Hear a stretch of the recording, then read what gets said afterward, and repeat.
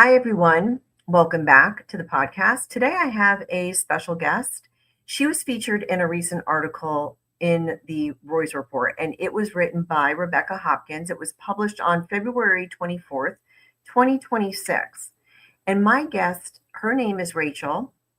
She is going to share her story that goes back over 20 years, essentially. And she was essayed by her pastor.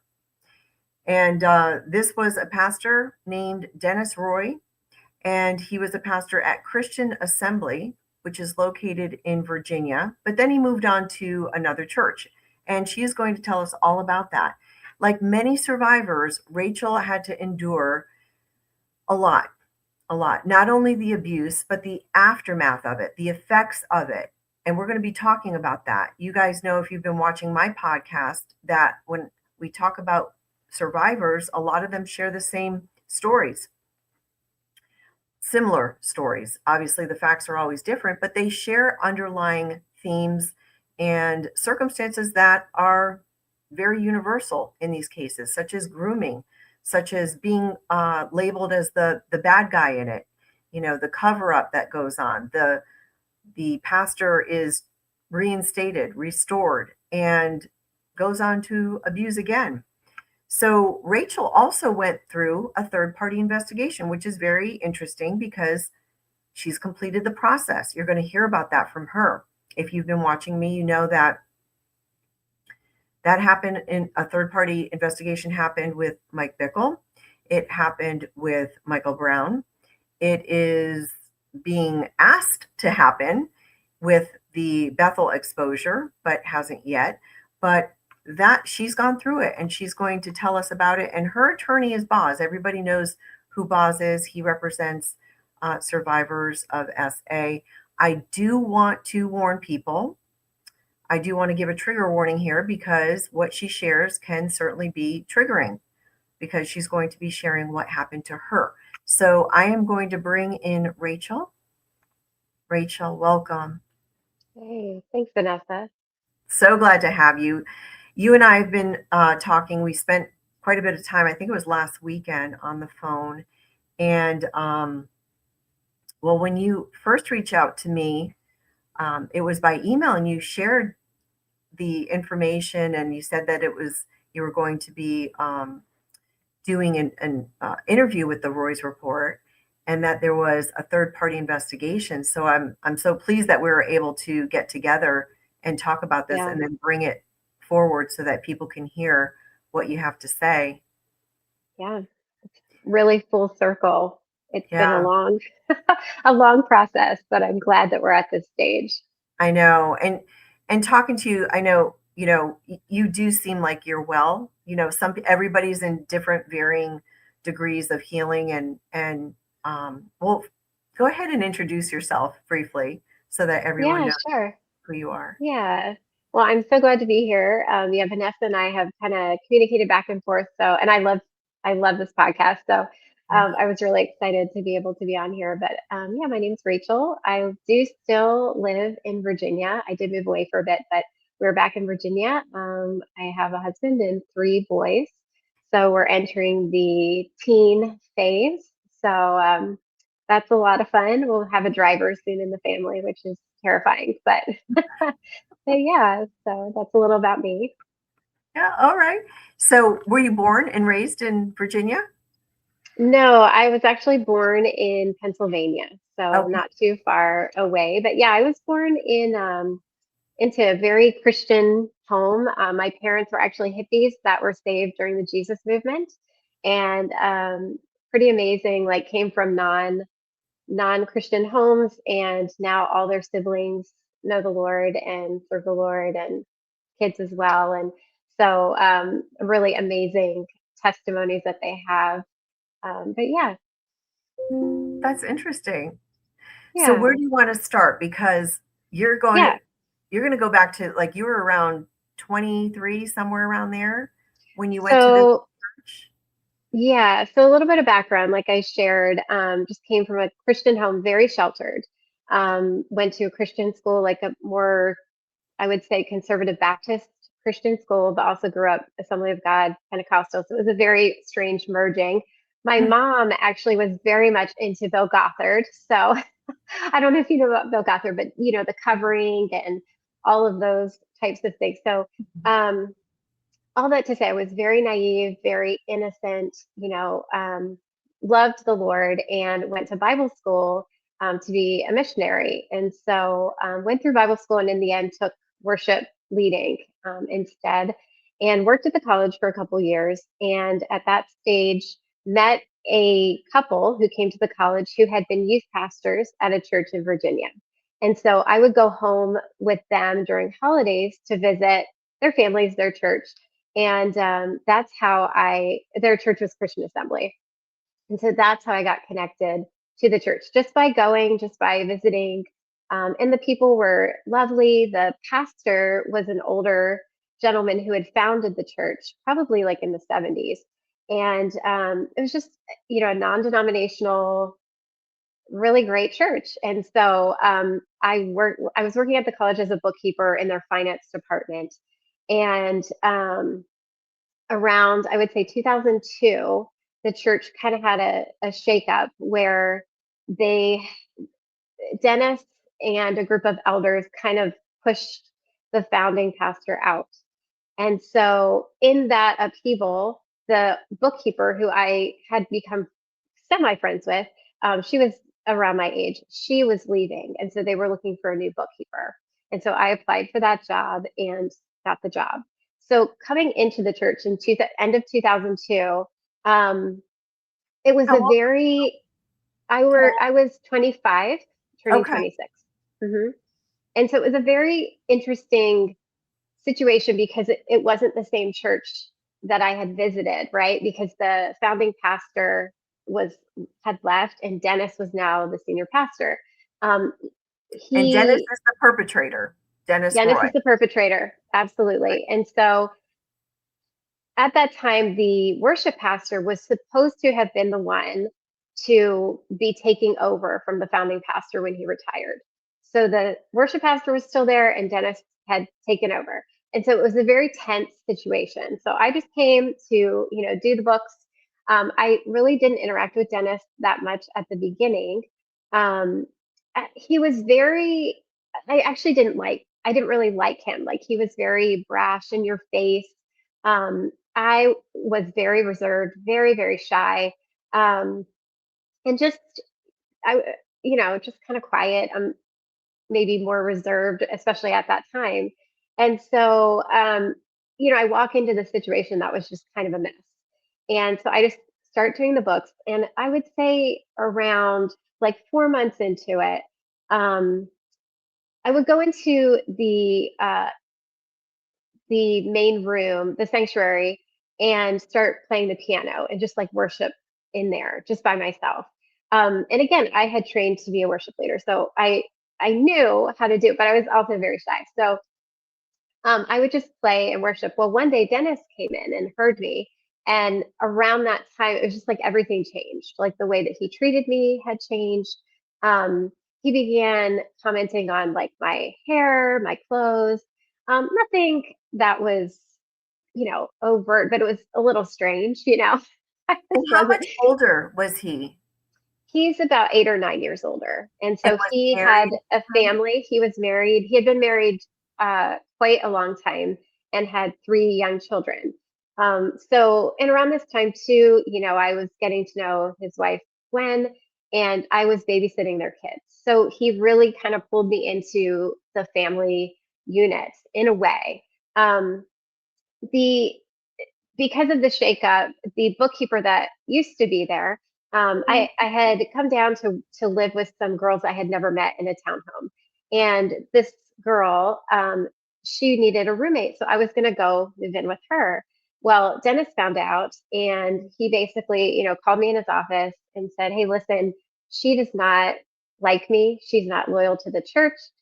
She had left the church, and so he's like, I really don't think you should room with her. If you room with her, you will be kind of disloyal. Your loyalties will be tested. You won't be able to really fully integrate into the life of the church." So I didn't room with her, and so at this time I'm just trusting. Like for a Right. while in my life, my dad was also a pastor. So I had no reason, I really looked up to um, pastors and leaders, in Bible school. I had wonderful professors. So like I had no reason to think, to really be skeptical at all. I was just Right. completely trusting. And so I thought, no, he's probably right. She is very negative about the church. And so I was like, that's true. Um, and then as well, the worship pastor eventually left. And so the question became like, hey, let's move you into that position. And so around that time, like he was quite literally grooming me to be the worship pastor.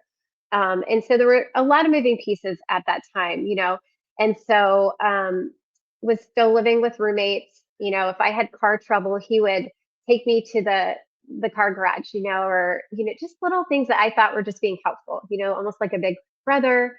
Um, but yeah, he began to call me into his office often to talk about worship. What do you think about the service? What did you think about the message?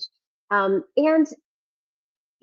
because I was so reserved, I wasn't used to having a voice in those things. I wasn't used to being asked my opinion, and generally speaking, if people were talking about things like that, I would just remain quiet, not really thinking that I had anything, really substantial to say.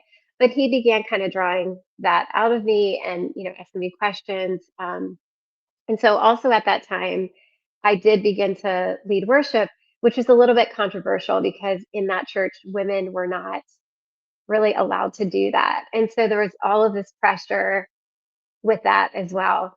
And so yeah, there were just a lot of things I look back on where there was just a lot of pressure at the time. But as far as like grooming goes, I would say, I got there and for about 18 months, I can look back and see pretty specific grooming tactics. Of course, I didn't know it at the time. And that's the thing about grooming is that the groomer has something in mind. They have a purpose and a plan, but the victim has no idea. Yeah. And that's the point of it, right? Like they know how to do it subtle enough that your boundaries are just broken down little by little by little. And they figure out what it is that, you know, what you're moved by, Get what you're away like. with. Yeah. Yes, yes, And exactly. And leaving that so, up. Yeah. yes, exactly. And so there were, just things kind of all the time that I just didn't notice. So he would call me all the time when I wasn't at work. He'd call me at home, um, and just nothing, just like, "What are you doing?" And I'd be like, "I'm with my roommates," like whatever. I mean, just he just. But I Hard. realized he just needed to keep track of me. He was That's trying to right. kind of control my movements. And then in the office, I mean, this was in plain sight, and this is what made it so I guess insidious is Yeah. that he would often just like brush up against me, like full front, full back, um, and just kind of laugh. And I mean, obviously, I was very uncomfortable, but I was also like, well, everybody's around. Like, what do I do? I'm sure I blushed, and just kind of moved away. There were bookcases in the outer office area, and he would like trap me kind of against them. So I'm 5'2", 5'3", and weighed like 100. I think it was like 115 pounds or something. So I was tiny, and he's a lot bigger. And he would kind of trap me up against structures like that, and I'd have to kind of scoot under his arm. And there were people around, and they would just kind of laugh and be like, "Oh, that's just Dennis." And Did you so, ever see him do it to anyone else? no, no, but I was the only young female in the office. The receptionist, she was an older lady, so I would have. I just, there was no. I don't know. It's just Yeah. no. I mean, he would do other strange things. Like he would pick up his kids, his little, like they were a little older than toddlers, 4, 5, 7, 9, whatever.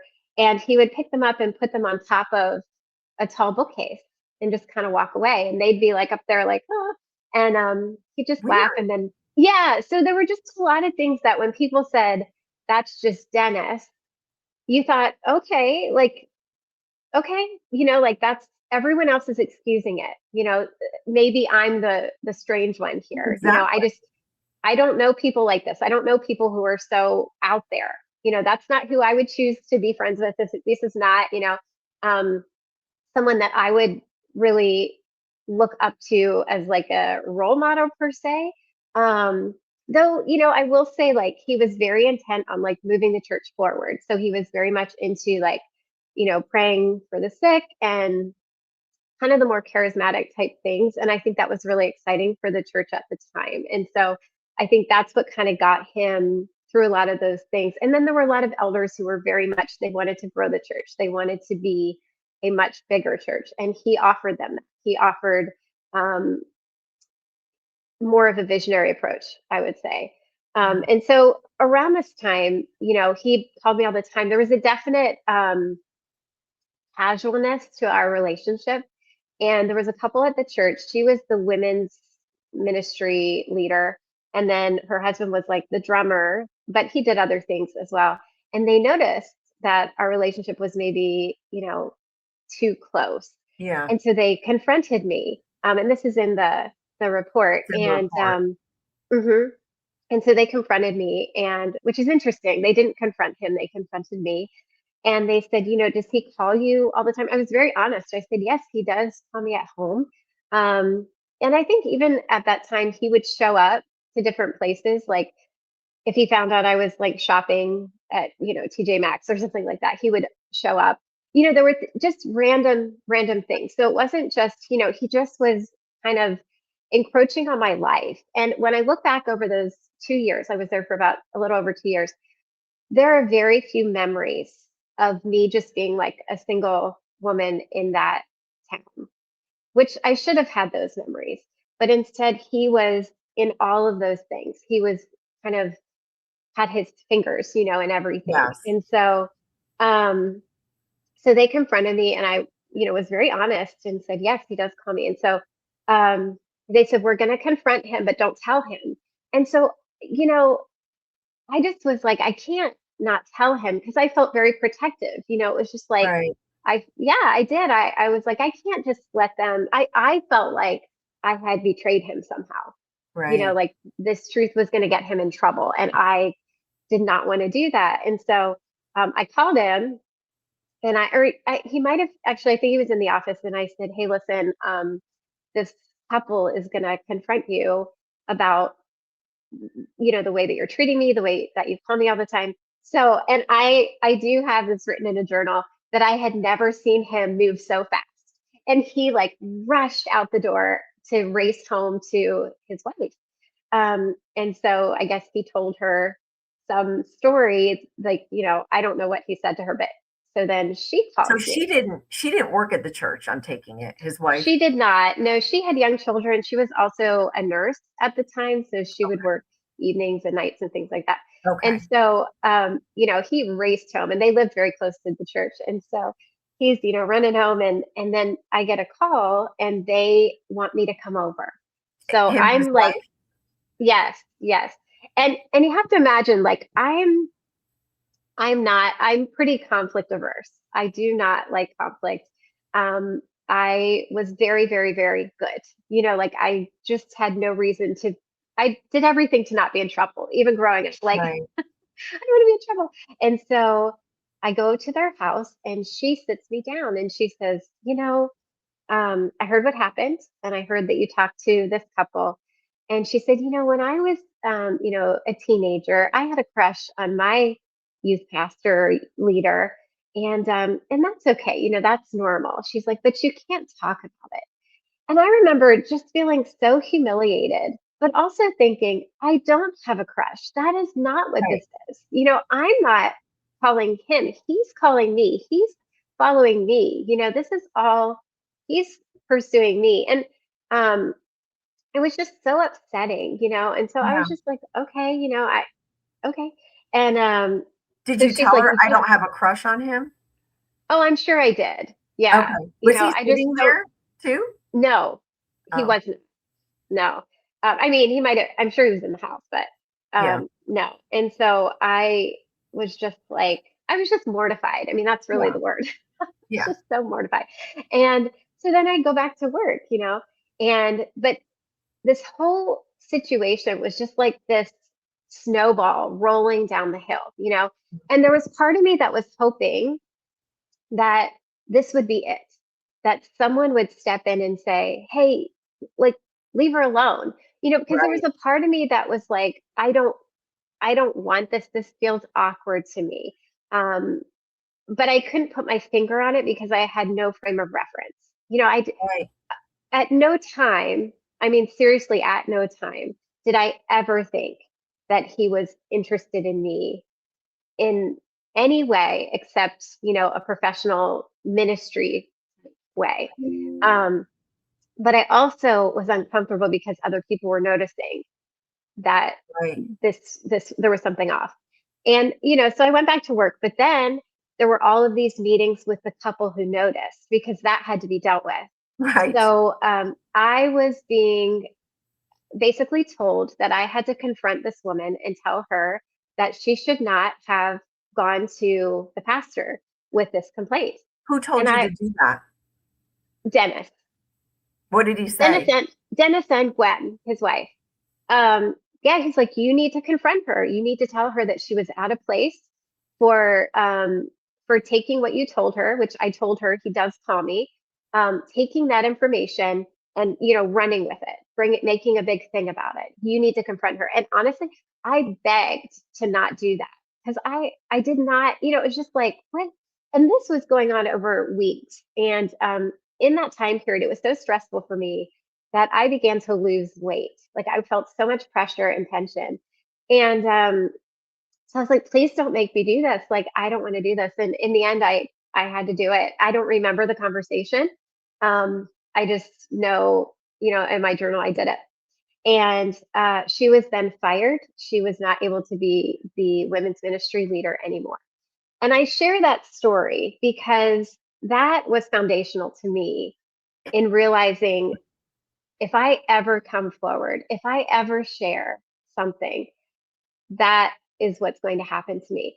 Dennis always had a narrative. Dennis always had a way of explaining everything away. And I had seen it over and over. When he became senior pastor, people left, and he always had a reason why. You know, he always had, it was always their fault. Um, and so, you know, this was several months into being there, but I had already begun to see like and I don't even know if I like actively and consciously recognize that, but internally it was like, I have, I probably wouldn't be believed. You know, this is because, and that couple, they sat me down and they were like, you know, you have a seductive spirit, you have an adulterous spirit, and you have a problem with married men. Oh my. Eh, Yes. And so I was like, okay. And I mean, I will say, like, and my friends will tell you this, like, I'm extremely modest, you know, like I just, and so the thing, you know, it's just ridiculous, that Right. accusation. But Right. that was their way of saying, like, it's your fault, you know. And again, I'm like, Dennis is a senior pastor. He is responsible, but you know, and so even at that time, I was like, something's wrong here. You know, Yeah. this is not okay. Um, But but you're not that talking to any friends or family about it, so you really don't have anybody to no, talk to? no. So the friends that it was almost like because the friends that uh, the youth pastor friends that had come from that church, they did not like Dennis. They had worked with him. He was very difficult to work with for them. And so I didn't want to betray him. I didn't want to, because like if I didn't like the pastor in the way of like if I couldn't respect the pastor and my boss, what am I doing there? How Yeah. could I continue to lead worship there? How could I continue to and you know, I loved the people of the church. You know, I was mentoring some girls. I was teaching voice lessons. Like I loved the people. And so um yeah, I think part of grooming that is so hard to understand is this bond that is being created with the abuser. And Yep. even when you know that something's not right, um, I don't know, you just it's such an important thing that you're not willing um, to rock the boat. You're Right. just like, you're kind of stuck. And there was very much a captivity aspect to my story, um, where it never even crossed my mind to leave. It just didn't. And at the time, as far as the worship leading went, and the same, well, the, so essentially at that same time, I was told that because I was a woman, I could not officially like take over leadership of worship. So I would have to be under a man who was the overseer. Fine. Um, so this was the same man that had confronted me, he and his wife, about Dennis, Oh, which I thought the was very, husband, the yes, husband of the wife. Okay. who had called me the seductress and everything. And so I was like, okay, that's interesting. So they Um, kept him on, but Yeah, I mean, it was unofficial, but yeah, he was in that position of his overseeing. wife was fired and he Correct, stayed. correct. Oh, wow. Yeah, Interesting. it is interesting. And then I remember, there was so much pressure, like, you should talk more. You need to administer communion, which I was not comfortable with. I did not want to do that. I didn't feel like it was my place to do that, but it was very much pushed on me to do that. Just this is how you should do this. This that so there's a lot of pressure. And to be fair, it's constructive criticism is good. How did the service go? Like, is there ways that I can improve? It was beyond that. And I remember this man coming up to me one time, and again, especially if I was leading worship, I was, you know, fully covered. I was very, very Modest. conservatively dressed. Yeah. Yes. And one day he came up to me and he said, Rachel, I just have to tell you, like, you just won't believe the number of men that come up to me after church and tell them that they're struggling with thoughts about you. And I was like, I don't, what am I supposed to do with that?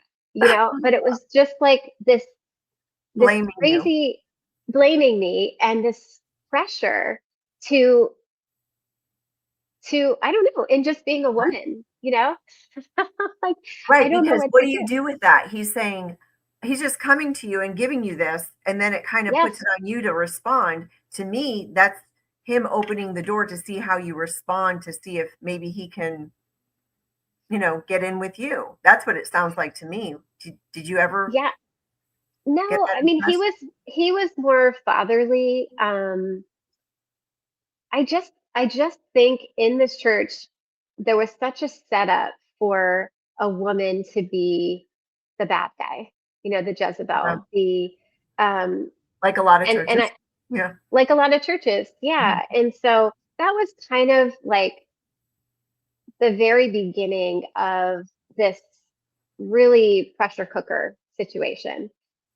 And so at that time, like yeah, I remember going, this was in the Roy's report. I was at a wedding and Dennis slipped me a note, you look so beautiful. And he would often say things like that, like, I like your hair, you are beautiful, things like that. But obviously I was not comfortable with it.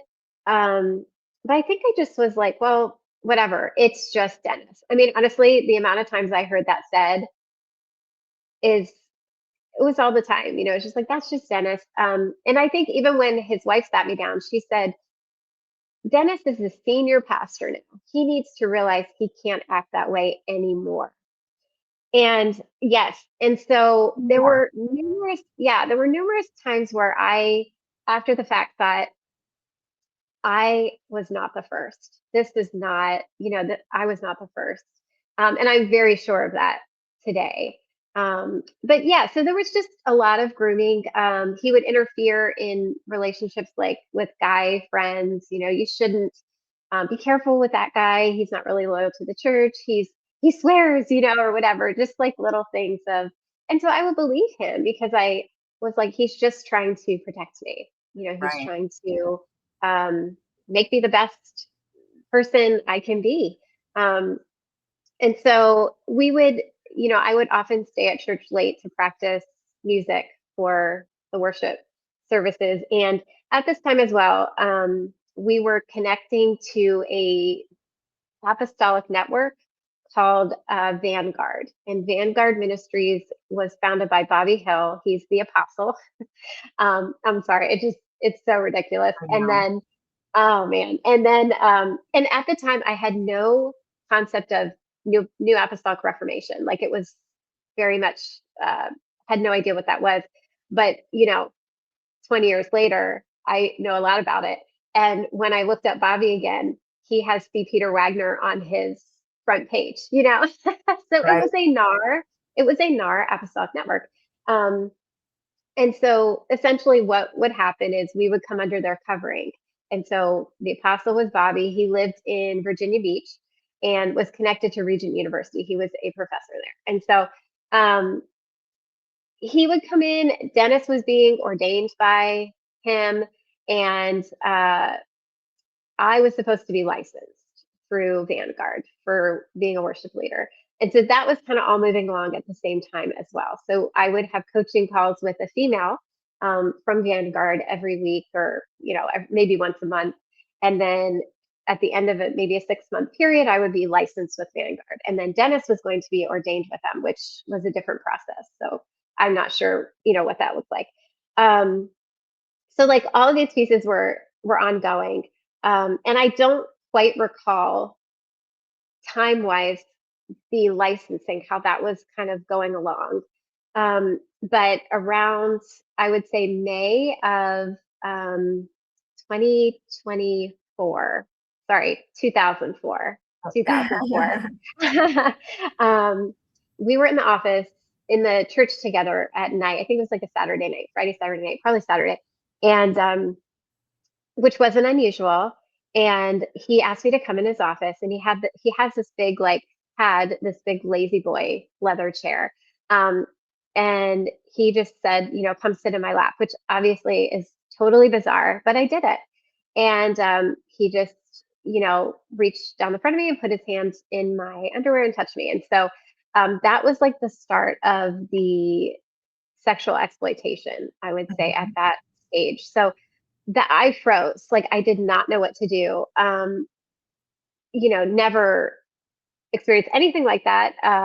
Was just completely innocent. And so, I left that night, went home, and don't recall, that night. I went in the next day, which was Sunday, and I had to lead worship, which was horrifying, to be up front. And and so I remember going into his office before church, and I just said, he said, I don't know, he must have asked like how I slept, and I was like, I didn't sleep at all. And he was like, oh, I didn't either. But I could tell like our reasons for not sleeping were very, very different. And he was like happy about this turn of events. And I was devastated. And so I just said to him, like, that can't ever, ever happen again. And he laughed and he said, okay. And I don't know how to describe it. It was like something I just folded in inside. Like something inside me collapsed in that, like nothing I say will matter. He does not Right. care. And it didn't mean anything to him. I look back and I'm like, that was assault. But he did not, he definitely made it seem like it was very mutual, something that I had desired or wanted, which was not the case at all. And so um, that same day he called me and he said, you know what, we are going to be together, just not at the church. Yeah. And so for about a month, he kind of continued to pressure me. He met me at a diner just outside and, What asked kind of me, pressure? was like, what's that? What kind of pressure? Like, would he say things like, "We're gonna be together"? Yeah. Did he ever say, like, Yeah. "I'm not gonna be with my wife," or anything like that? No, nope. He really promoted that he had like a perfect um, relationship with her. And the other thing that was going on too is he was like overtly into talking about sexual things. Like he would do messages about it, which continued on even to this, well, not to this day, but when when I came forward again, there are sermon series about those types of things.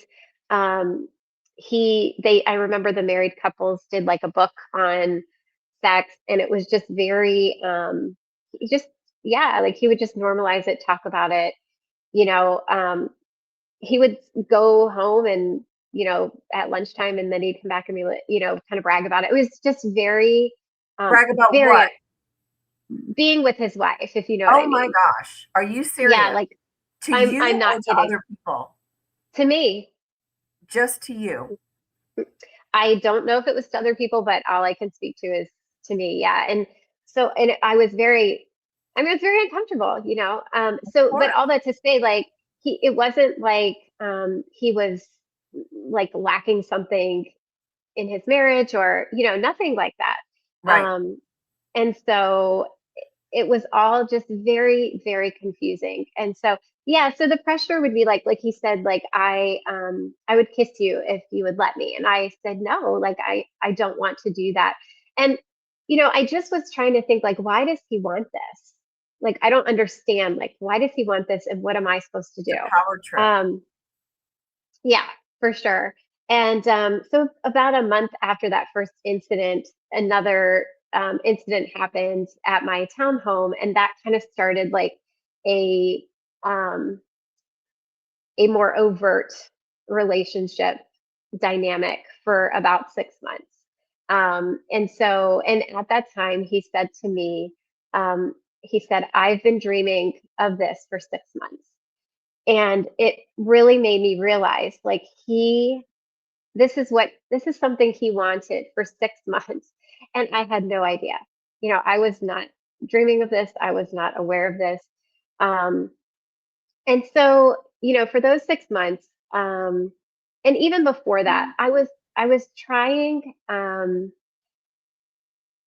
like to think that I had integrity in the way of I was trying to disclose in the way that I could um, without, I guess, putting him in the frame, Yeah. because he would often say, like, I put my life in your hands.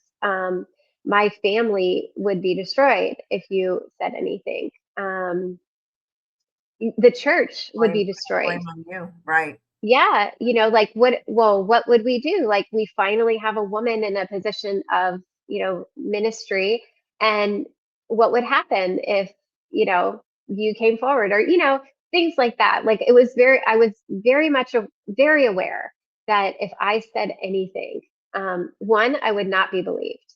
The elders were firmly, firmly behind him. So I did, at one point, I think Dennis realized, like, I just couldn't live with it. I couldn't live with it. And again, I was losing more weight. I was not well. Um, I was in anguish. The Yeah. situation was just so terrible. I was like, how did I get here? Like, I just don't understand. And, How long had it been and, going on at that point?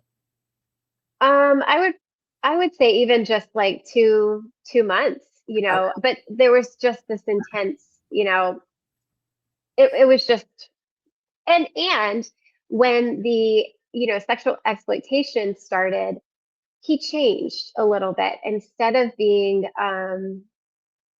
more maybe accommodating and kind, I would never describe him necessarily as kind, but nice. um, he would be cruel and treat me, at times, like, almost like he was displeased, but I didn't know why. And so I was trying to, like, gain favor back. I was trying to make Mm. sure he wasn't upset with me, because we were working together too. Like, nothing had changed in that regard. And so I remember, I don't know what triggered this. I do know that, with the licensing process, the woman who was interviewing me and coaching me, said to me, "Is there any reason you can think of why you shouldn't be licensed?" And I said, "Yes." I said, "I don't feel like the relationship I have with Dennis is," um, I don't remember the word I used. I don't know if I said, like, appropriate, or just like, I don't feel like it's good, in a and so she was like, "Okay." So she took it back, I believe, to Bobby. I think Bobby went to Dennis, and it was kind of put out there that like, well, she's just very emotionally connected to me. She's very young, and we'll kind of get her some help. And so he continued on being ordained, but they paused my process of being licensed, and which is fair. And I mean, it's not fair that he continued on his process, Oh, but right, right. yeah. You obviously And felt so, something. You were bringing it to their attention in the way that yes, you disclose it, yes, and hmm then this is what yes. happened. And I You're think that, yeah, so that triggered him to think, I don't know if she's gonna be quiet. And so he had me meet with an elder and his wife. This would be probably like the head elder, I would say. And he said, just tell them that you're struggling with an emotional connection with me. And he said, I will do the same thing with another couple. I will confess as well to someone else. Now, did he ever do that? No. But, I was thinking, okay.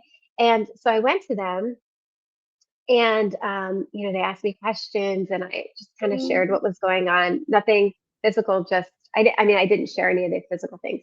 And I remember the elder saying, wow, he's like, well, I originally thought maybe this was like a David and Bathsheba kind of situation, but now I think it's all okay.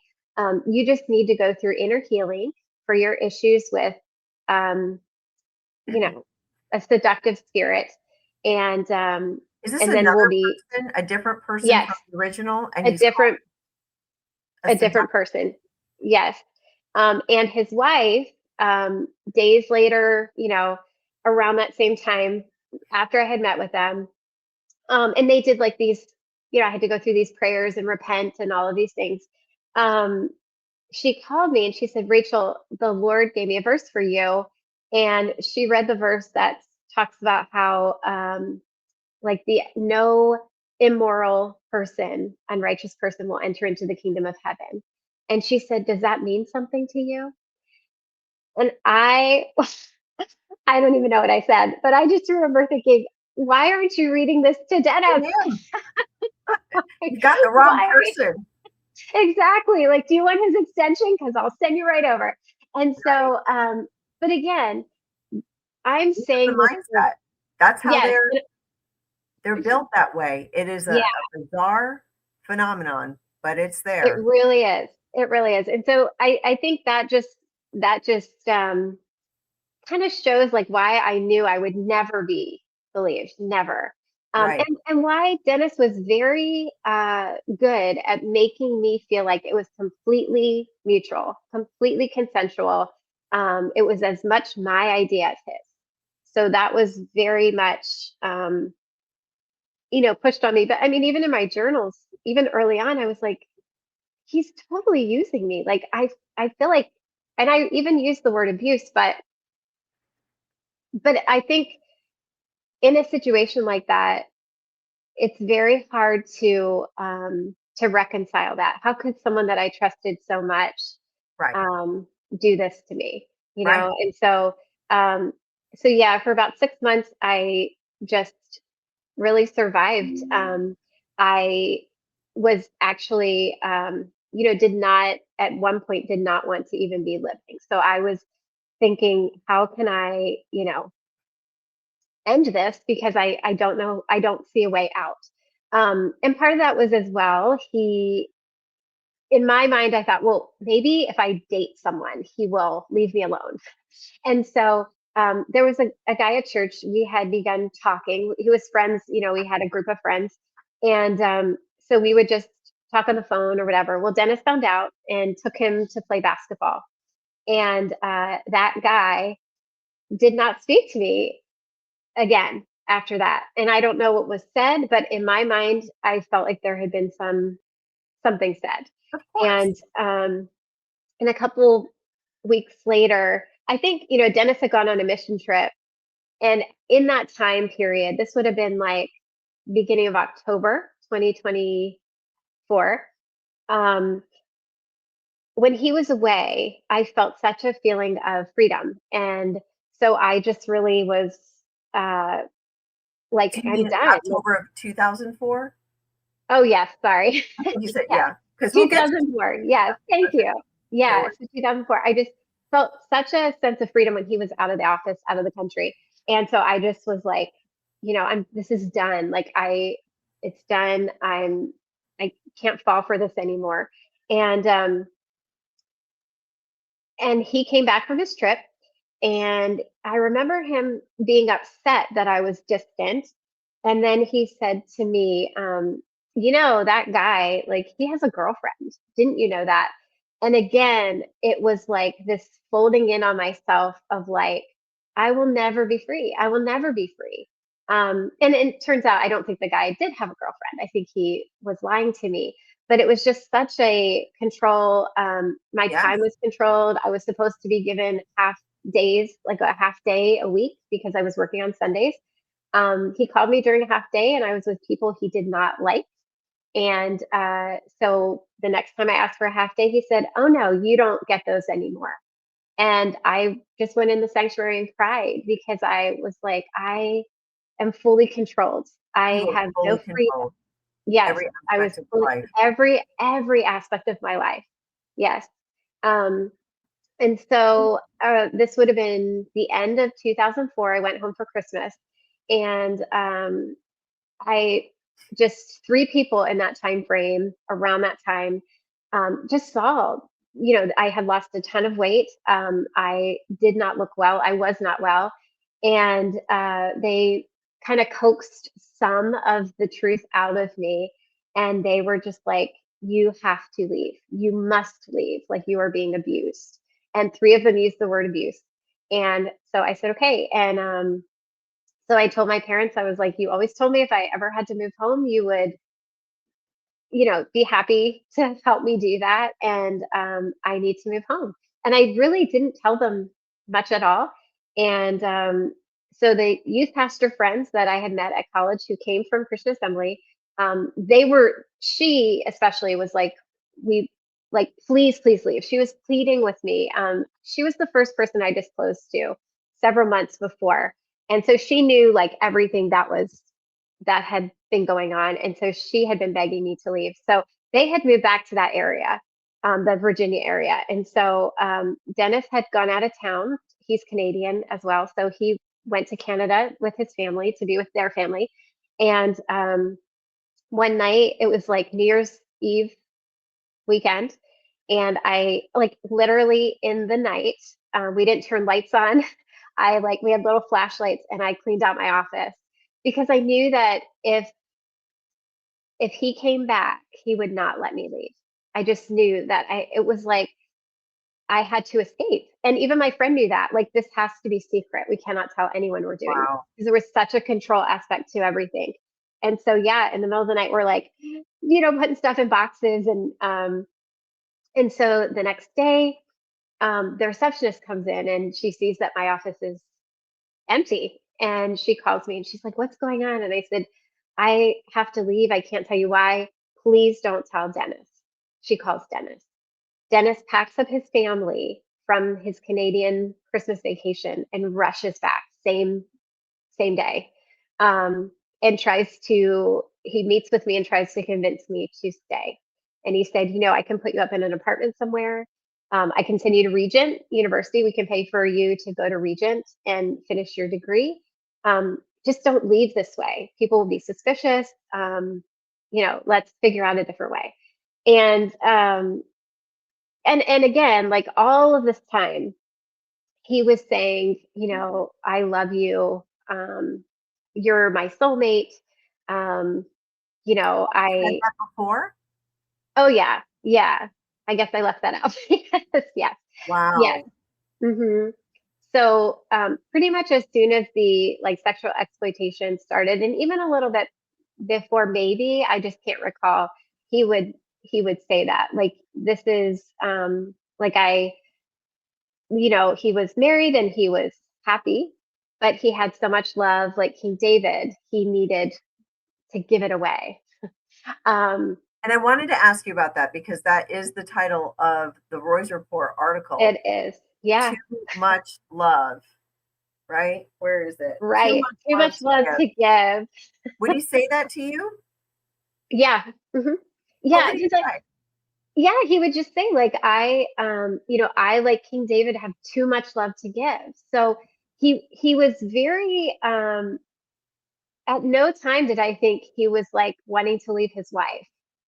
It wasn't that, and Right, I was not interested.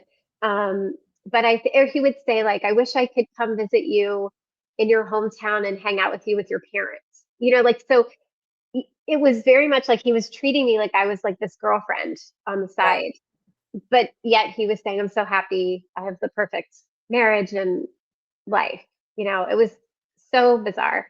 Um, and he was continuing to say that even after I left for about 2 weeks, he'd call me every day and be like, I love you so much. Like, and I know he was just trying to make sure I wouldn't say anything. And I didn't for 2 weeks.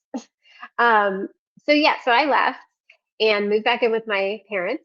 And So that would have this been is January of 2005. 2005. Okay. Yeah. So, and this is Christian Assembly Yes. Church. It's in Virginia. And how far away is it from your parents' home? Probably an hour and a half. Okay, not that far. Yeah. Okay. Wasn't too bad. Yeah. So moved home and honestly it was like for 2 weeks just like could not leave bed. Like I literally prayed to die. I was like, God, just please just kill me. Like I don't want to live. Like I don't understand what happened. I don't know. I was just like very ashamed of my life. I remember I told one elder I was leaving. They asked me why, and I said, I just can't say. And so they were like, okay. So I left, and I mean, there was this huge uproar, but I wasn't saying anything. But Dennis was. And so behind the scenes, he was saying that I was too emotionally immature for, a relationship with him, which of course, um, when he was having me disclose or when I was sharing with like that elder couple or it it backed him up. So he had been almost like prepping for Right. this moment Worked all out along. perfectly for him. Yeah, it was very cunning. And then he was saying, I remember one of my roommates, previous roommates called and said, he's saying that you left the church because he wouldn't leave his wife. And I said, but that is not true. And she said, I know that's not true, but you're not saying anything. So how can anyone know what is true? And I thought, That's right. You're right." And I just felt like I cannot let that stand. There are certain things that are like, you can say that. That's fine. But that was one that I was like, no, I will not let that stand. And so um the youth pastor friends had they were at a sister church to Christian Assembly, and they talked to their pastor, and he said, "Listen, write a letter to the elders, and I will make a copy for each one of them, and make sure they are all at this meeting, and I will give them the letter all together. So then there will be no misinformation. Dennis can't come in and say anything. He will not be there. We'll have this meeting." So that's what he did. And so I wrote this letter. Actually still have it to this day. I found it in the attic. It was still sealed and everything. Um, and yeah, so he took him the letter. And originally, you know, two of the elders knew what was going on and Bobby Hill from Vanguard. So I think Dennis had told them a little bit. When I say they knew like he might have said I had an emotional connection to her. Right. Um, But it there sounds was like what he was telling others is that this is like a little puppy love going on, that you're the one yes, that's obsessed with him, and it's not yes, at all. oh, absolutely, absolutely. And so um, this pastor brings all of these elders together, except Dennis's, best friend elder did not come to the meeting. He refused to come, which I always think is just so sad. That he wouldn't even be there, wouldn't even listen to my story. And so yeah, originally when the elders were told like that he had an emotional connection, they were like, just get back out there, brother, no big deal. And so it was wild. But then they got the letter, and I'm waiting, and nothing, just nothing. And Dennis continued to preach and, preach sermons like, uh, we all sin, but God restores us. That's Oh, just yeah. kind of, It's the that's what, common theme. Can you tell us a little bit about what you said, like to what extent that you shared or disclosed in that letter? yeah, I was very open. I shared everything. So I shared very specific, how it started, um, locations, dates. I shared everything. And the sexual I had acts? nothing. Yes, yes. I was so I will say it's kind of like one of the IHOP victims, um essentially everything but intercourse would have been, Right. the best way to put it. And so I shared everything, and I will say, like, I had nothing to lose. I was so broken. Um and even, I took so much responsibility for it, because I loved the Lord. I took my role as worship leader seriously. I took my relationship with the Lord seriously. I gave my heart to the Lord when I was 7 and was completely devoted, you know, um, ever since, and still am. But I, I just, I was just completely, just devastated, and I just could not understand how this could be my life. And so, yes, I shared. I mean, there would have been nothing left, um, unsaid. There could have been no questions, and they really had no questions for me. So there was no investigation. No one called me. Um, and so he continued preaching, and I was just stunned. I could not understand this. And so I was getting updates from people who were still there. And about, I would say, oh, and Bobby, was kind of nowhere to be found, Apostle Bobby. And then one day, he calls me, and he is irate, and he's yelling at me. And he's like, "Why are you lying? Why are you lying?" And I'm like, "I am not lying." I said, "I have nothing. I have nothing left. I lost everything. Why would I lie?" And he's like, "You're lying." And he said, "Well, okay. Dennis is agreeing to most everything in your letter, but this one is over at a certain point, and my story extended past that." Um, Rachel, you just and glitched there for a minute. So what was oh, it again? So just say it again. What did Dennis say? So you were saying that he was calling you a liar, and he said, yes, okay. And then yeah. what? So this was Bobby Sorry, Hill. Bobby. Bobby. Yeah, Bobby was calling me a liar, and he basically said Dennis agreed to most of the letter. So he admitted or confessed to just to Bobby, though, to most of Okay. what was in the letter, except for like the most recent uh, interaction. And he said he does not agree to that. And so you must be lying. And I said, I am not, I am not lying. And you'll appreciate this. In my mind, I was like, I am a hostile witness, like I am not going to back down to this guy. Like, I'm not lying. And so I just said, that everything in that letter is true. And it happened just as I said that it happened. And he said, "Well, you know what? It doesn't matter, because all I see is Dennis in the ocean, out of the boat. And my job and my goal is to get him back in the boat and back to shore, back on track. And that's what I'm going to do." Nothing about you. Not how Mm-mm. are you doing with this? Because Oh, he's saying no, that he no. believes what Dennis said because Dennis Yeah. agreed that he did some of the things, but not the Hmm. others. The way I take it is he's taking the temperature of his friend to see how much he can manipulate him. Yes. Okay. That's what Yes. he's doing. That's what it looks like Yeah. to me. And he did say, he said, I guess you're part of our network too. So if you need anything, sweetheart, let me know. And of course, I wasn't going to speak to him again. And there was so much. I didn't feel it at the time, maybe, but secondary trauma from how Bobby acted. Right. Um, you know, Not just calling me a liar, but he also called up the pastor who went to the elders, and he yelled at him too. I found this out recently. recently, like 2 years ago or a year ago. And he said, yeah, he yelled at me too. And he's like, I've never been spoken to like that. Like it was just so upsetting because Bobby was like, I'm the apostle. I am in charge. It is my role to step in. And it's interesting because in the investigation, Bobby says Dennis would have, kind of run all over the elders if I hadn't stepped in. No, no way. Bobby and two of the top elders tried to cover it. That's what happened. They left the other elders in the dark and they tried to cover it up and continue letting Dennis remain completely in that position. They were not going to do anything.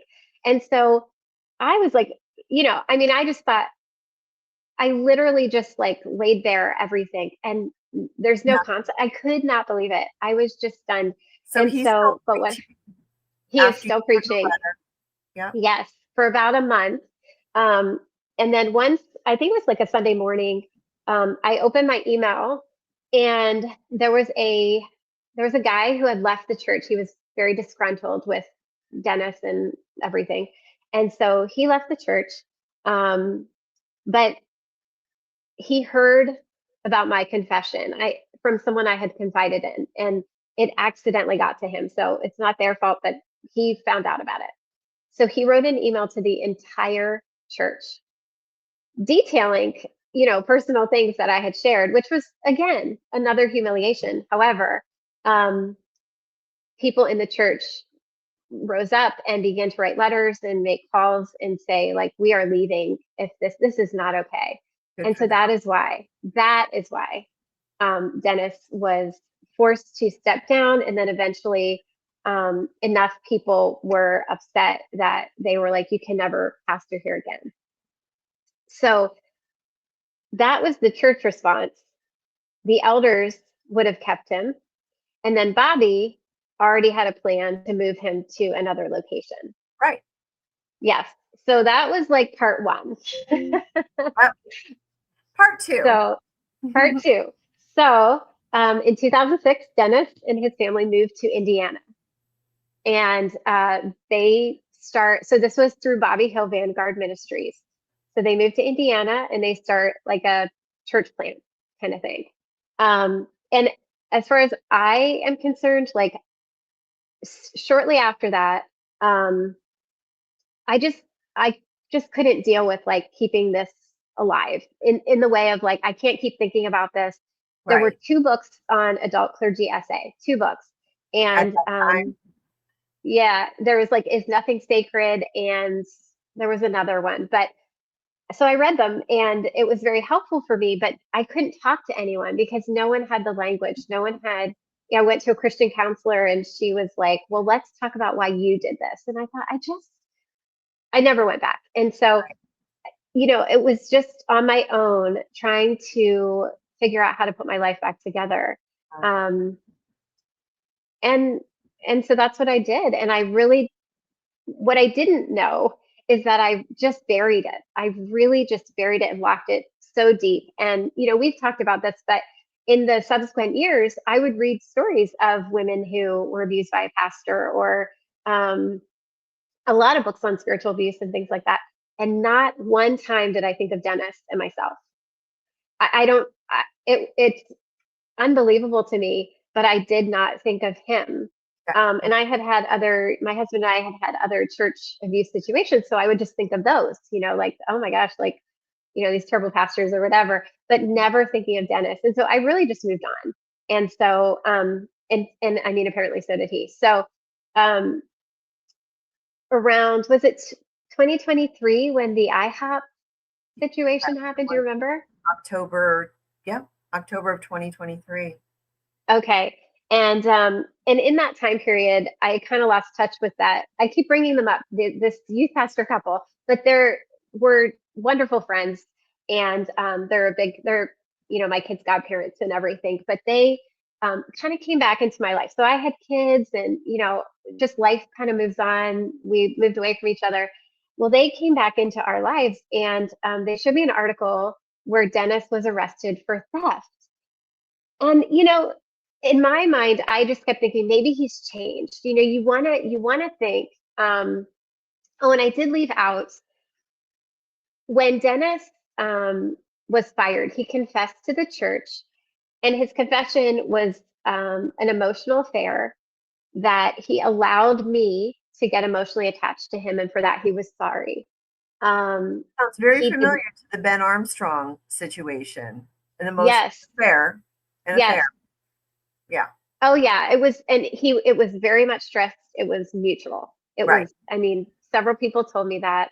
Um, and so in in my mind, and I think mostly everyone else's, I mean, I had a lawyer friend, she was kind of a mentor there, and she said it was very Clinton-esque, like the Right. Clinton confession. It was very much like that. So to me, that's no confession at all, and there was no repentance whatsoever.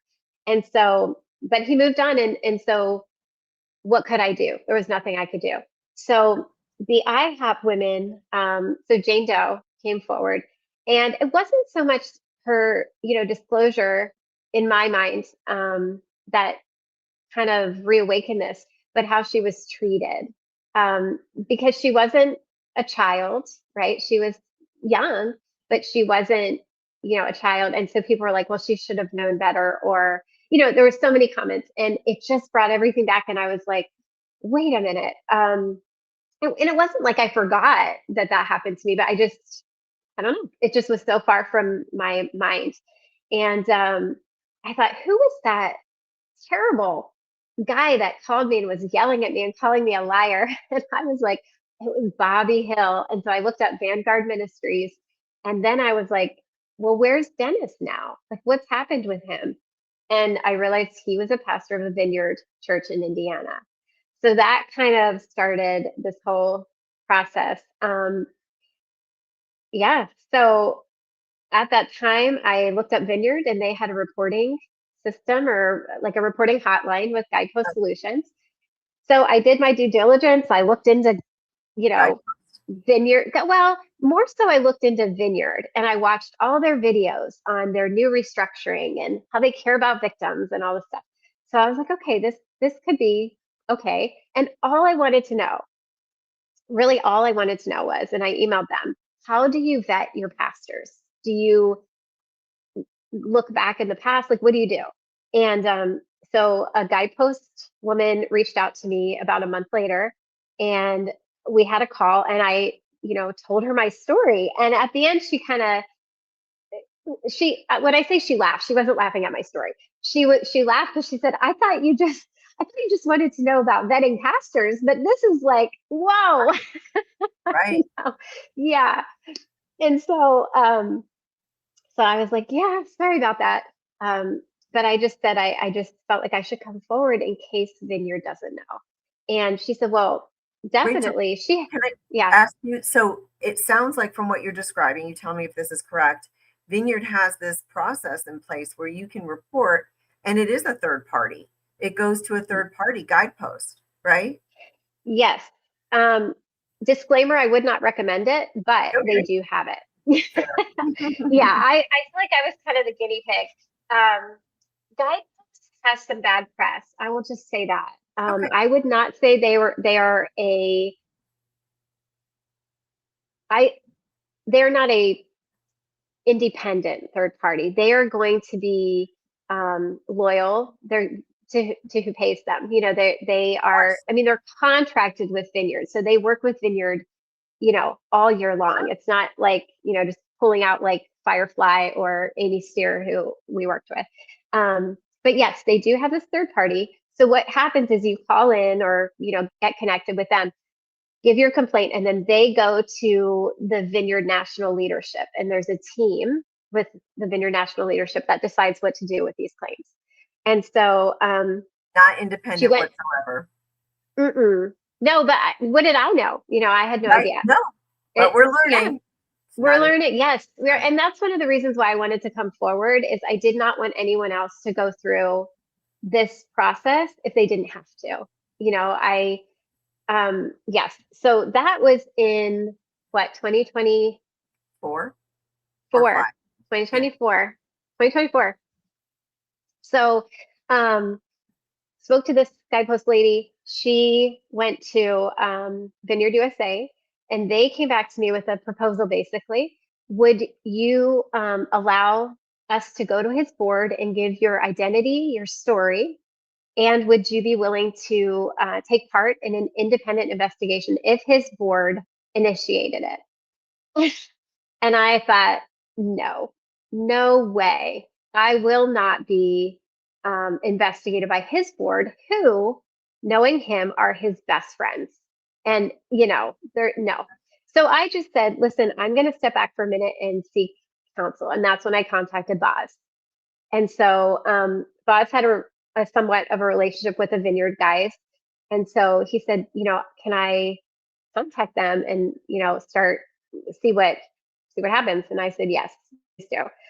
So that kind of ball rolling. And so at that point, the Vineyard leadership was told, like, listen, you cannot not do something. You must deal with this. Even if Rachel decides she does not want to be part of an investigation, you have to deal with this. You can't just put this away. So it took quite a while to, get a contract and I will say I felt very slow rolled. I felt I did not feel that it was prioritized in any way. I mean, these guys are going on vacations and mission trips and, I know the show must go on, but to me, like they had a summary of my story in which, obviously all of the relationship was coercive, but there was also elements of, assault. So it's just like, these are very serious claims I was making, allegations I was making. And to not have dealt with them Sense of urgency. It was with just urgency. Hmm. right. Exactly. That. Yeah, Not trauma informed. not at It's all. not prioritized. Not a consideration of what you've gone through, what you're dealing with. It's a common theme. I mean, I'm glad you're talking about this because we're seeing this right now with Yeah. Bethel. And some people seem Hmm. to think that what they've put in place is a third party. I see people talking about that. It's not.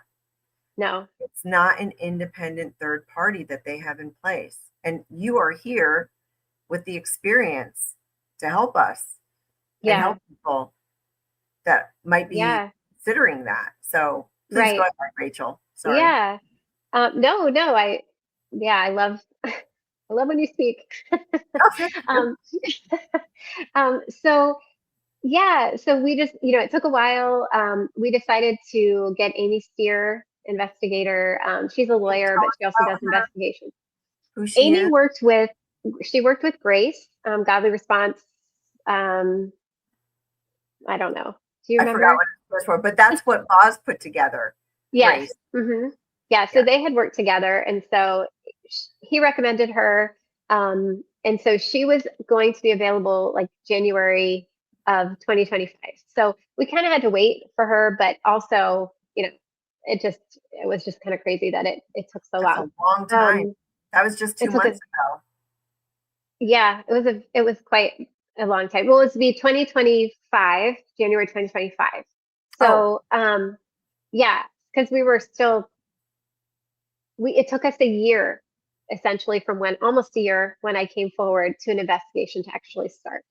And so in I would say February, March of 2025, the investigation began. okay. That also was pretty slow. It took almost a year for that to be completed as well. So I don't know if you have specific questions about the investigation or, Yeah, definitely. So Amy Steer is an attorney. She used to work for Grace, and then she now mhm. has her own group, I think in Texas, maybe? Yeah, she and her husband have like a law firm, but she also will do investigations if they come to her. So Okay. she doesn't like promote herself in that way, but she will do Right. them. Yeah. And who paid for this third party Vineyard investment? USA. They fully paid for it? Yes. Did you feel as though it was independent? They were non-biased? Oh yeah. Hmm. Was it just Amy Steer that was doing the inquiry? Was she the one that was interviewing everyone? She has a team of several women who she works with and who she like went to school with and who she uses who are also in those fields, whether it's like legal or um, one was a assistant DA. So she works with people who are very knowledgeable in the field and trauma informed as well. So the woman I met with, amazing. Yeah, just great. I mean, that was a good experience, because Good. I mean, even though it was 20 years later, I had not told my story in Right. 20 years. So it was very stressful. And I think I don't know that people recognize, like, whenever you tell your story as a victim, you pay for it later. There is a cost to it. Um, there's a high cost to being public. Like, this is the first time, I'm publicly saying it was me. My face is attached to it. My name was in the Right. Rose Report, but nobody knew. So it's like, here I am, and so it's Right. Your it's picture's not even in the Roy's Report article. no, no, no. I So it's appreciate you coming it's forward here. costly. Hmm. It is. Can Yeah. you tell us a little bit about that? Like, what are your thoughts now that you're here? You've concluded that investigation. There's an article in the Roy's Report. There's a 66-page report by the Steer Mm. Group. What are you feeling right now? How do you feel about this whole process? I truly believe that the Lord led the process. I believe He is the one who initiated this. He's the one who, woke it up in me and was like, it's time and you can do this. And so I think if there's anyone in that same position, if you're a victim or a survivor and you're thinking like you want to expose it or whatever, first of all, like you just need a group of people who will support you. I had this ragtag group of wonderful friends and advocates, and um, but I think in my mind, I thought, and when I came forward, I called some of the former elders, from 20 years ago. I had not spoken to them in like 20 years because I wanted to know, like, did Dennis repent? Because I thought, well, maybe he repented. That's important to me. Sure. Um, I am not out for blood. I'm not, there's not revenge in my heart in any way. Or I just want to know, like, did he repent? And obviously he did not, and the report absolutely shows he did not. But I think in my mind, I thought surely he wouldn't have done this again. Surely he would have, you know, gotten right with God. Sure, because I had at that time, no education on predators, even still. I do now, but I did not at the time. And now I recognize, Lori Ann Thompson, who was connected to exposing Ravi Zacharias, she said, there is never just one victim. And that has always stood with me. And through the investigation, that was ringing in my mind, like there is never just one victim. And I will say, and I'm not trying to be unfair to Vineyard USA, I am grateful that they did the investigation. However, I believe the report shows that if more victims had not come forward, my allegations would have been um, minimized in a very real way. And so I think, you can read the Royce report and it will tell you, but there are myself and three other women in the report. Then there are also people who came forward saying there are at least 3 to 6 more that they could possibly think of. So he is a serial predator. Right. Um, and so I think on this side of it, I'm extremely grateful. You know, when two other women came forward, I received a call and through Voss that he had been fired, and so the church had fired him. Vineyard did not have the authority to fire him. They could have kicked the church out of Vineyard, but they couldn't fire him or take away his credentials. So they had fired him, and I didn't know how I would feel, but it really was like one of the best days of my life. And Wow. I know I that love sounds that. terrible, maybe, but like it was like a form of justice, Of because course. in the report for 20 years, I was described very openly as an affair, again and again and again. And I didn't expect that. Like, I mean, I expected it, but like in the report to read like, oh yeah, we knew he had an affair, but he was restored. Oh yeah, he said he had an affair. And it's like, you're talking about me, and that was really difficult for me. I think that was the hardest thing in reading the investigative report, to be described as an affair. And it most certainly was not. And so that was one of my what I want to see happen. In the Roy's report, there is a link you can click on, and it shows like a letter I wrote of what I wanted to see happen. And one of the things I wanted was just it. I want it clearly said this was not an affair. It was clergy SA. It was psychological abuse. It was physical abuse. It was mental, um, and it was sexual abuse. And so I I got that. I got that result. And so I am very aware, and I don't know if a lot of people know this, but this result is almost a unicorn. Like, this is not the normal thing. Right? Um, and my initial experience in coming forward is the normal response. It's either inaction, absolute shaming and Cover shunning up. and blaming, Yep. And blame. all of Cover those up. things. Yes. Absolutely.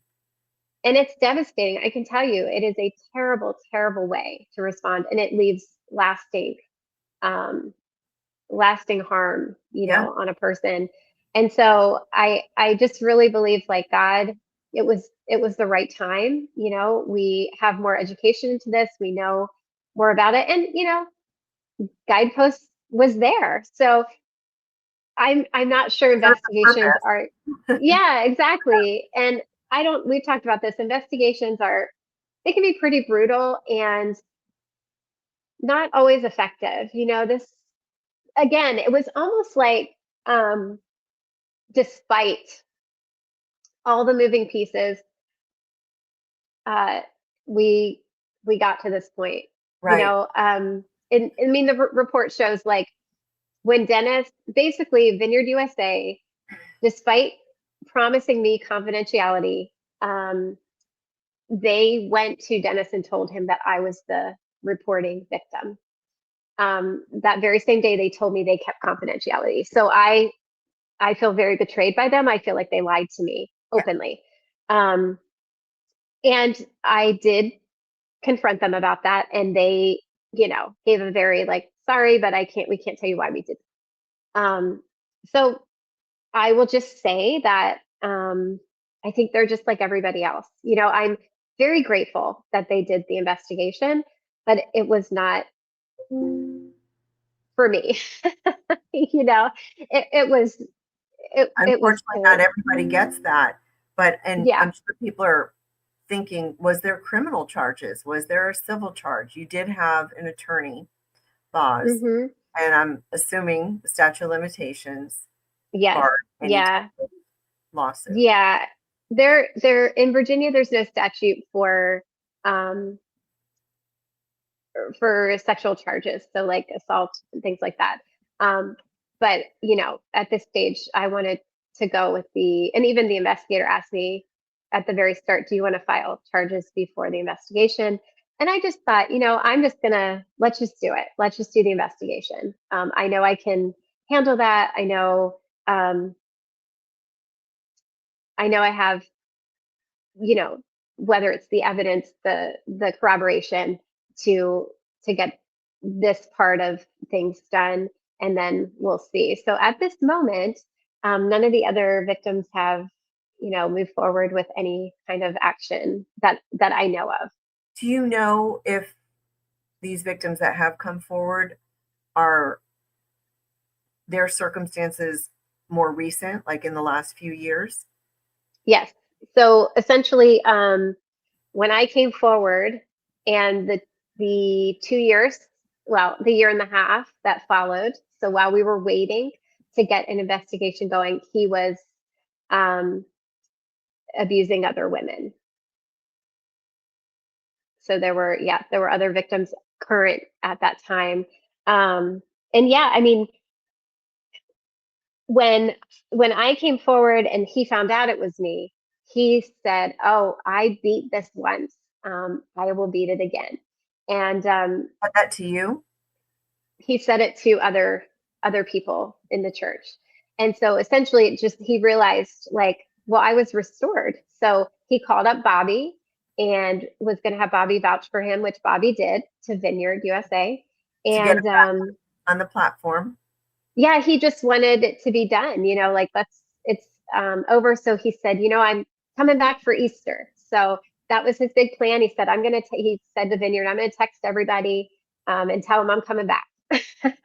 Now, to their credit, and I really do appreciate this, Vineyard did write him back and say, listen, the charges are much different than an affair.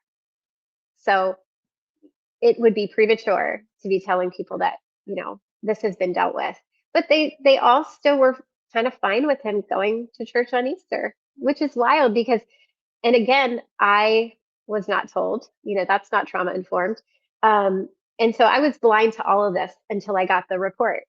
So I'm reading the report and I'm just like, what? Like, what was going on over there? But that Easter weekend is when another victim came forward and then another came forward, like kind of dominoes. Right. And this could And cause so, yeah, you to come forward too, you coming out. yeah, I don't want there to be anymore, but I do believe that that it was not covered well by the church. Like it was very much kept in house, and Yeah. that was not my desire. I was not trying to remain like I wanted to remain anonymous, but I think the church should have been told what the allegations were. So yeah, we are now at this stage, and it's pretty amazing, to just look back and be like, I just can't believe. I mean, it was a 2-year process, and it strikes me as interesting that like the abuse. I was at Christian Assembly for 2 years, and then this process of coming forward, and the investigation was also 2 years, and when I started the process in 2024, I was I wouldn't say a much different person, but I was in a much different place. And I think I, you need so much persistence to do this. And while I had, a phenomenal lawyer advocating for me, like there was so much of advocating for myself I had to do and being strong and, just standing and being like, I feel like I'm going to go crazy, like not knowing or dealing with, an institution that I feel is not going to help me. I had no idea what was going to happen. And you really do put your life in someone else's hands, um,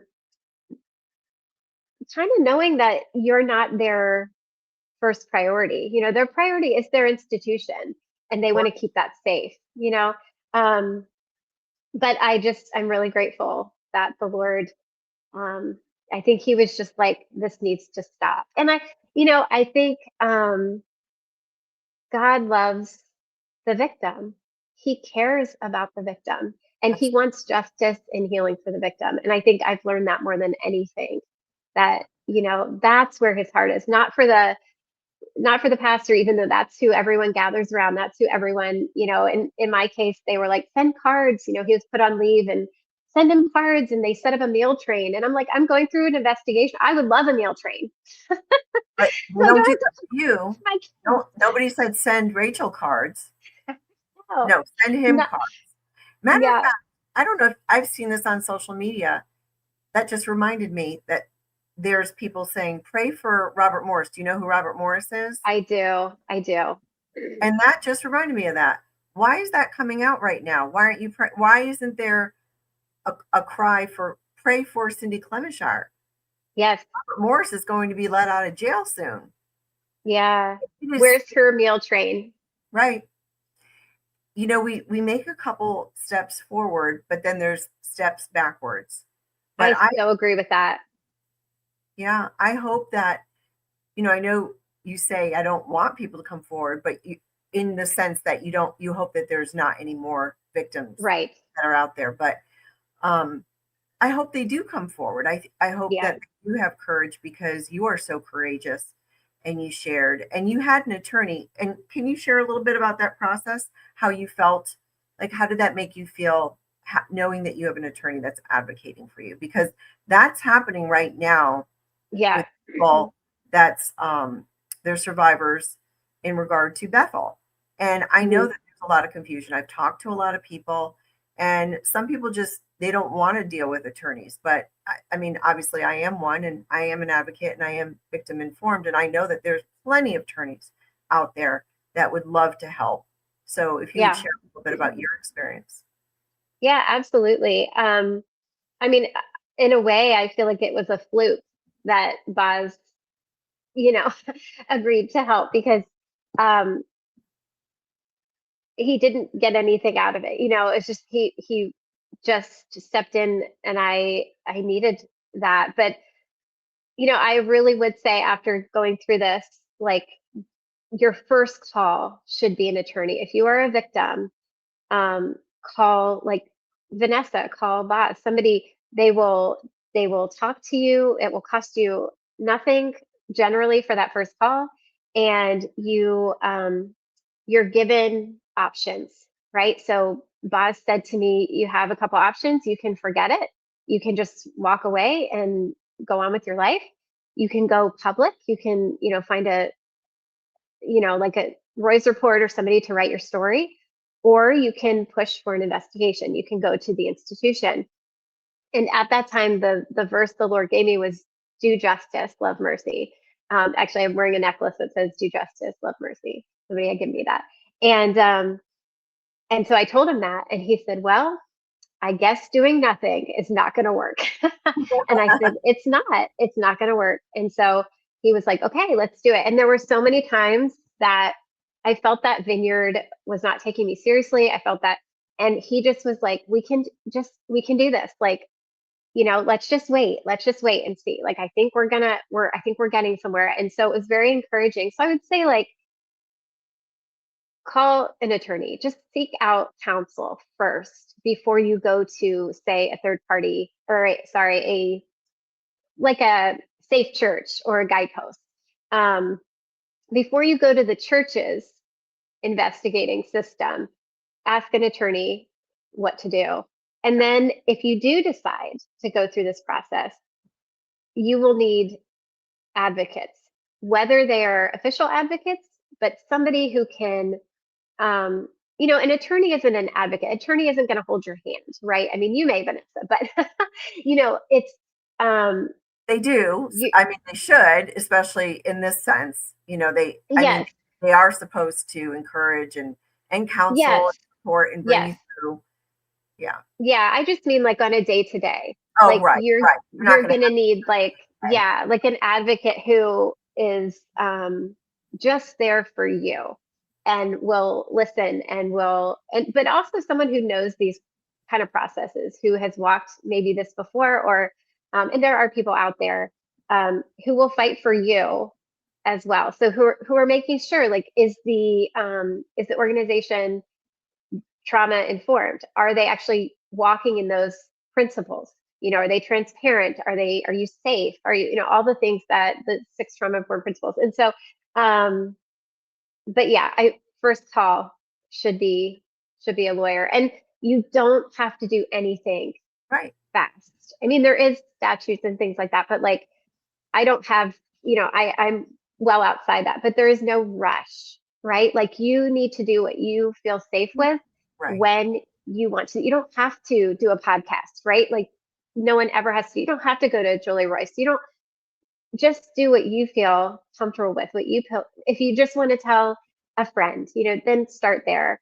Um, but yeah, I would say like it's always best to try to contact a lawyer first, and I think without Boz's advocacy, we would never in a million years have gotten this result. Never.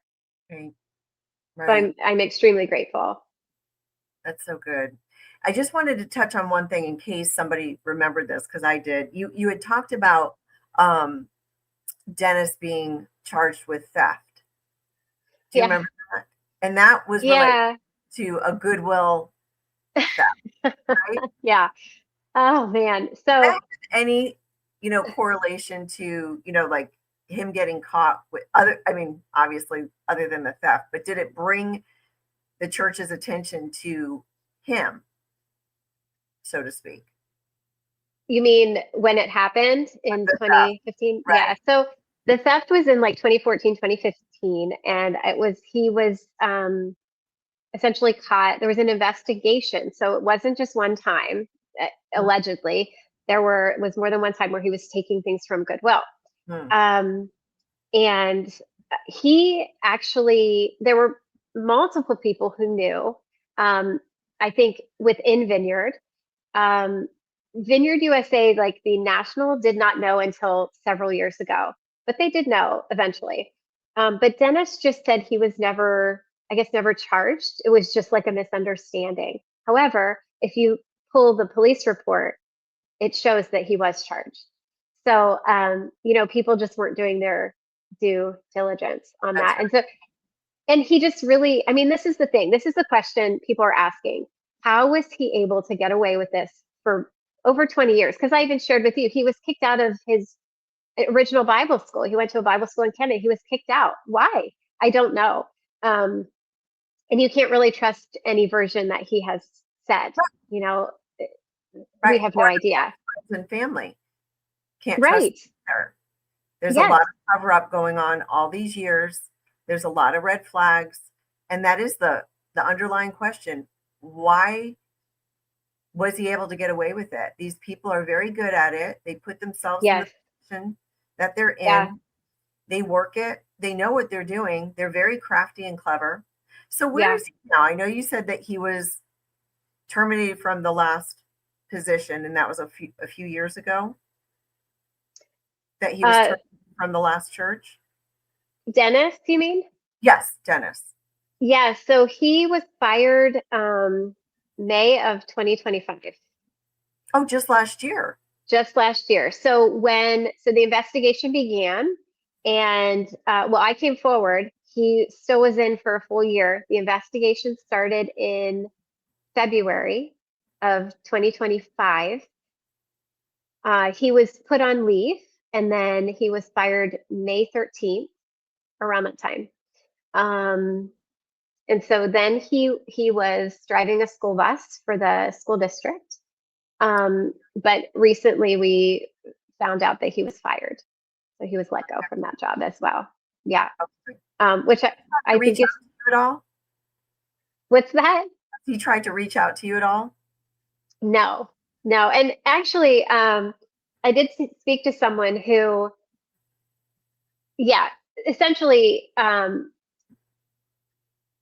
they felt that he knew before Vineyard told him, he knew that I was the one who came forward because he had everybody else's information, anyone that could have potentially come forward. So he had tabs on everybody but me.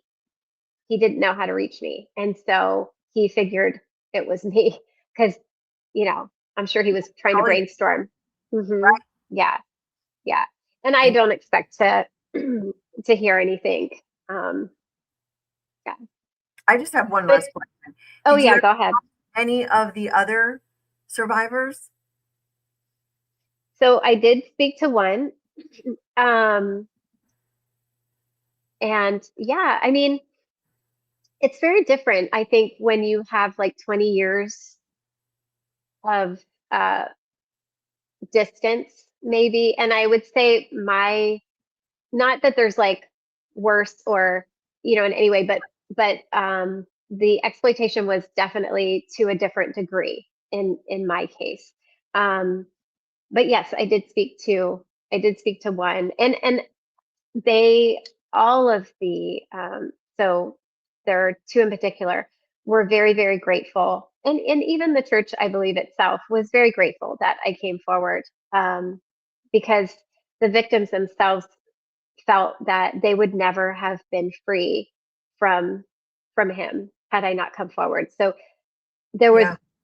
a lot of the same things going on, what, like a very captive, oppressive um, presence that he had in these women's lives. And so um, they were very grateful, and I'm very grateful that they they were brave enough to come forward, because I don't know that my story would have been enough. Right. Yeah. Wow. Thank you so much, Rachel, for Yeah. coming forward and being here. And I really appreciate you sharing because I know it's going to help a lot of people. Is there any last words that you have for the audience? Anything? Yeah, I mean, I'm so grateful that you had me on. So thank you for that. And like I said before, like God just really cares about the victim. And Oh, yeah. so, if anyone is listening to this and you have never told anyone your story, it's if you want to share it, it's worth hearing. And so, just do it safely. But there are people who will not judge you and who will be able to understand you. I know there is a Facebook group called Restored Voices Collective, and I can share that with you later, Vanessa, if you want to put up the link. It is specifically for survivors of adult clergy SA. Oh, yeah. And Here, so I can yeah, it's add that. just a wonderful group. Yeah. So if you've experienced that as an adult, it's often very hard to explain to other people, how can an adult be groomed and targeted, and, but we get it. And so Right. we will walk with you. And so that has been a lifesaver for me, and just, lifelong friends that I've made there.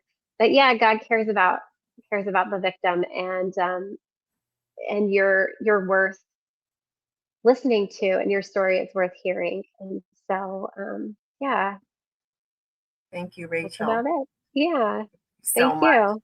I appreciate it. And I will link the Roy's Report article there. And then when you share that with me, I'll definitely put that in there. I think that's so important. Thank you for sharing that. I wasn't aware of it. It's just Yeah, another of course. building, to help people. And that's what this is with this community. So, Yeah. yeah. So thanks. And if there's anyone like books and things like that, I think I've read every single book on, I remember. Okay. clergy essay. And yeah, so I'm Research. happy to, yeah, I'm happy to share those as well. Now, if they were to connect, they could connect with you on that group. Would they be able to They do that? can.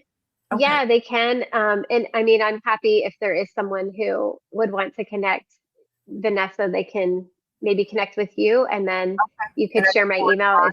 It's fine too. Yeah, if there's anyone who would want to reach out, yeah, that'd be great. Thanks so much, Rachel. All right. Thank you. Until next time, well, stay tuned because this weekend I have somebody, a survivor of a cult. And you guys know I've been talking about the David E. Taylor cult. So stay tuned. That's going to be this weekend. So see you soon.